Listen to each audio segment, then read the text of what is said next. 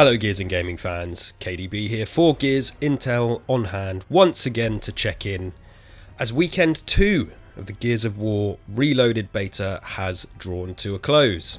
So, very similar to my previous video, today is going to be my personal experience on the gameplay, specifically with weekend 2, my thoughts and feelings, my main takeaways, and how I'm feeling as we look ahead to the full release of the game. Because yes, it's not just weekend 2, but the whole beta period itself has now officially ended. And unless there's any more surprise server tests, it will be the last any of us play of Reloaded until the game comes out in August. So weekend 2 of the beta arrived at a bit of an awkward time for me because yesterday it actually was my birthday. So yes, happy birthday to me, of course. I did get lots of love on the Gears Intel Twitter account. Thank you to everybody for that. Felt very special. I felt very loved by the Gears fam.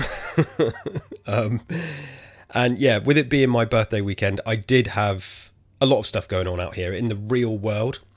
So it did limit the amount of time I had with weekend 2 of the beta. But I did have a few hours for sure. Much like weekend 1, probably about the same. I think I probably played a bit more this weekend, specifically yesterday. But it was definitely enough for me to come away with what I think is a solid conclusion on the whole thing, at least from my perspective. And looking back, after weekend 1 closed, I was definitely on a really big Gears high. Even though weekend 1 presented us with a few issues, which I outlined in the last video, I think when it worked, it really worked, and I did feel that old feeling creep back in. And when the beta finished last weekend, I was so keen to play more Gears, so much so that I did jump on for a bit of Gears 5 PvP and some Horde mode throughout the week while I waited for weekend 2 to arrive, which obviously plays quite different to this. And you do see when you jump from that beta last weekend to jumping back to Gears 5, you can see, for better or worse, what is different about the two. And maybe we'll talk about that in future. But weekend 2, yes, it is done. Let's focus on positives first. I think, not just from me, but there was a fair bit of continued buzz going into weekend 2. And I think the main reason for this was because of the additional maps and modes, particularly King of the Hill, which I know, of course, is a fan favourite.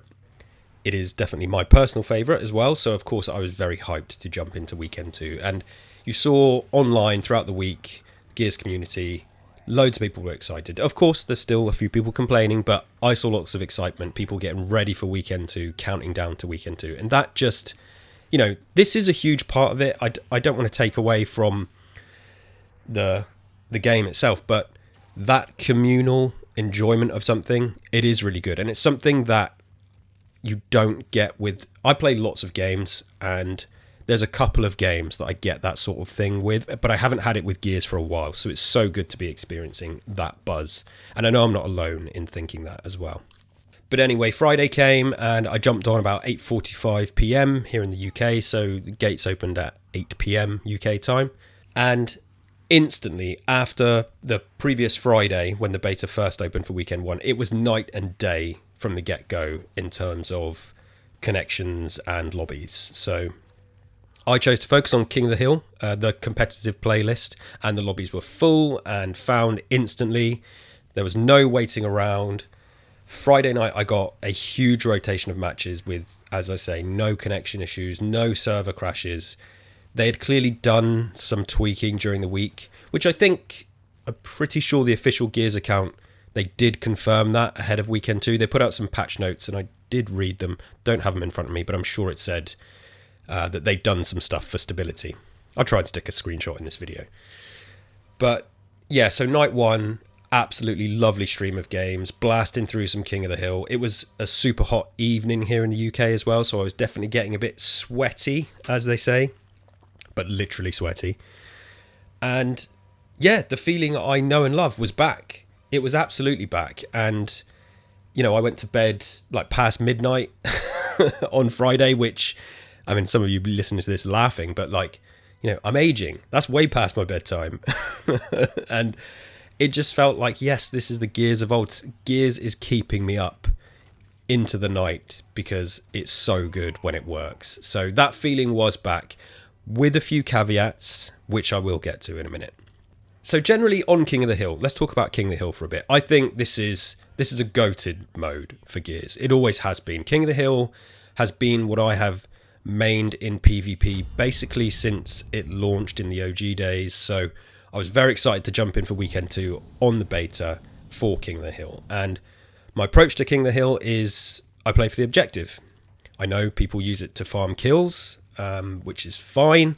But for me, kill death ratio is not something I care hugely about. I definitely did back in the day, but it's these days, no. I just kind of, I'm playing for the fun of it. And like I said on the previous video for the beta, I'm not a competitive player. And my takes here today are definitely aimed at the more broad fan, casual fan. I'm definitely a hardcore Gears fan, but I'm just not a competitive PvP player, which is fine. So yeah, I play for the objective. I'd rather just rack up the match wins and the XP. And I know obviously getting kills will help you get XP, but in King of the Hill, the score comes from them caps. So I'm always playing for the caps. And I just love the frenetic nature of King of the Hill, the ring-focused battles around certain spots, having to keep your head down from like a sniper who might be trying to pick people off. It just feels so much more thrilling than a team deathmatch. And all of the best Gears experiences I've had in PvP have always been in King of the Hill. Yeah, it's, learning the ring rotations and timing your runs to the next ring before it's even live, knowing when to cut your losses on a ring or do some quick math and see, okay, you able to let the team take the lead in that ring because they're still not going to win the round on this single ring. And there's a ton of strategy involved. And I feel like a big part of it is it really complements, Gears is a squad-based game, but if you can't stack up with a team, which is very often my case, I'm just jumping in by myself and playing with randoms, it allows solo players to have fun because you can still rack up so many points if you're not rolling through loads of kills. So personally, it's my favourite mode. It suits me perfectly. And yeah, it always has been. And Weekend 2 arrived, jumping into King of the Hill, full lobbies, no connection issues, loads of game time, all positive. Absolutely loved it. Another positive for Weekend 2 is, of course, the addition of the new maps. And it is really funny because after Weekend 1, lots of people were very confused as to why Gold Rush was put in rotation. And I have to say, I do agree with the confusion. I mean, I get the confusion because I think of all the awesome maps from Gears, and for some reason, Gold Rush was chosen. I don't know. I have no idea why it was chosen. Maybe it was an internal vote of some kind. But yes, they've added canals, they added War Machine. What else did they add? And Courtyard as well. And I think, out of those, canals and War Machine, yes, absolutely incredible. Canals is obviously iconic. It's definitely up there with my favourite maps. And War Machine is definitely another one that is up there with best maps. So I'm not sure if it's in, and I'm just thinking across Gears 1 to 3 at least. It may be top 10. I think it might be top 10. I don't know. We're definitely going to do some match rankings and stuff one day on this channel. But yeah, playing Canals. Canals never loses its charm, so that's been awesome. War Machine was awesome, and, Courtyard was there as well. Now, here's a few of my caveats. A few things I noticed while playing. In this beta, yes, the feeling of great Gears is there. Sometimes it does get spoiled a little bit because there is absolutely a glaring issue with hit registration. And I'm going to sound like a broken record because I know lots of other people are talking about it as well. But point blanking people who are down and them still not dying, it's happening multiple times in a match. And it's getting to the point now where it is putting a bit of a dent in my fun. Now, it's not stopping me from playing, but it's noticeable. And I think when things are getting in your way and you're noticing them too much, that's when it's putting a dent in the experience. So I've seen people claiming that it's always been that way. And while I haven't played Ultimate Edition or original, the OG Gears PvP in a long time, I'm incredibly confident in saying that it was never this bad. So yeah, and I'm definitely seeing a few fellow Gears vets calling out the hit registration too, so I don't think it's always been like this. The old days definitely had some patchy moments and patchy games, some bullshit moments where you would point blank someone when they're down and they wouldn't die, or not even when they're down, just in a in a little battle or whatever you're having, and it would happen every now and again, but not 10 times in the same match, which is what's been happening on this beta. So I think something is definitely up here, and my very limited technical knowledge tells me that servers and connections are probably playing a part with this. So I've seen some people have done some shooting tests and things like that, but to be honest, I'm not sure. I mean, I don't know how accurate that is. Standing still and shooting a wall is different to when you're comparing it to being in a fast-moving game with other players. So I'm not really sure what to make of it. I'm not fully qualified, as I said before, to know the ins and outs, but something is for sure. I'm owed about 100 kills from point blanking people straight in the face where they should die, and it doesn't work. I know the original Ultimate Edition was definitely smoother because, and it had to have had better hit registration, because I can remember absolutely having classic King of the Hill matches that would peak with people getting 70, 80, 90, even passing 100 kills a few times in King of the Hill. Those perfect maxed out matches that go down to the wire, they last for as long as they possibly can. Everyone got their kills, everything synced up. But here in the beta, it feels like so many kills and shots are not landing. So I'm really hoping they look into this, because if the main game launches and I can't get into that flow, then I can't see myself spending multiple evenings playing, because that's always just going to be a little cloud hanging over it. And it'll just become disposable, which I hope's not the case. So, yeah, and I'm trying to keep it as constructive as possible. As I said, I feel like I'm not being stupid when I say this. It was not this bad back in the day, because I played quite a lot of this beta. Nobody was getting 70, 80 kills in this, despite how good the connection seemed. Hit registration is off. Many people were missing their shots. And I'm not the best player. I've called myself semi-decent before. Something's up. So, and that's fine. This is a beta. This is what it's for. They've posted on social media as well saying the point of this was to test, and test we did. Cool. I'm not sure how much they can do in terms of changing this stuff, but the people saying, it's always been this bad. No, I don't agree. And this may well just be a result of the new version, the new servers, the new connection, the new player base, the cross-platform. So something is not adding up here. Even if they haven't actually touched the weapon hit registration themselves, I think a result of the new servers and stuff, it's causing a knock-on effect, potentially. But I don't know. I know jack shit about game dev, really. As I've said, I only know what I feel. It feels off. So hopefully they take a look at that. Right, so my other big takeaway for Weekend 2, also constructive, and I've tweeted about this as well, the matchmaking. It was horrendous. And I say horrendous because I was always on the negative end of it. I'm sure people on the positive end were absolutely loving it. But constantly, having fun and having a blast, but being grouped and put into lobbies, the lobbies were full.